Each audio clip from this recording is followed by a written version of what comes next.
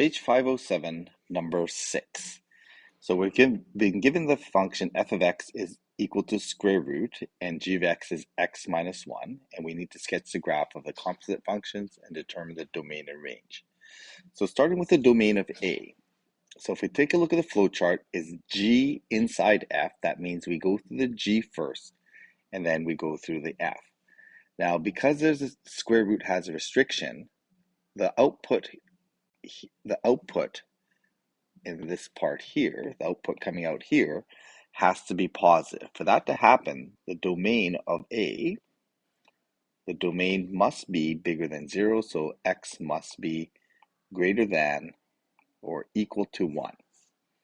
Okay, and for that case, when x is equal to 1, I'm going to end up with y is equal to 0 when I put it through that. So my range then is going to be, and y is greater than or equal to 0.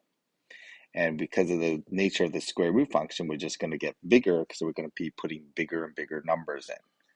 So starting with that point, 0, 1, I'm going to put in, 1, 0.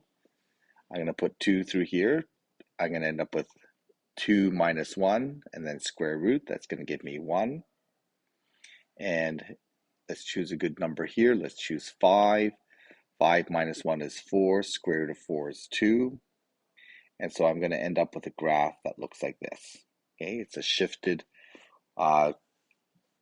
square root function. Taking a look at b, b is doing it the opposite way around. So we're going to start with the inside function f. So we're going to go through f first, and then the square root first, and then go into the x minus 1. So the restriction is going into the x here of positive numbers. So for b, I'll do this in a different color.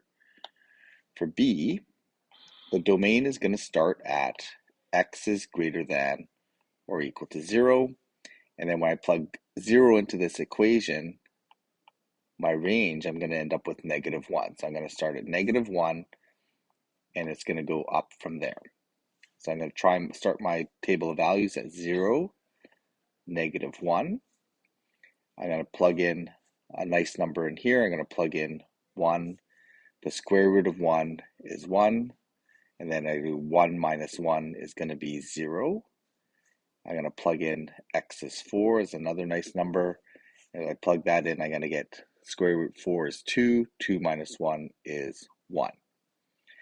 So using those points, 0, negative 1, 1, 0, 4, positive 1, I'm going to have a graph that looks like this.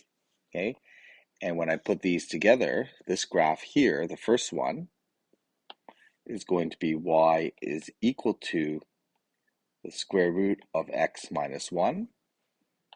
The second graph here is going to be y equals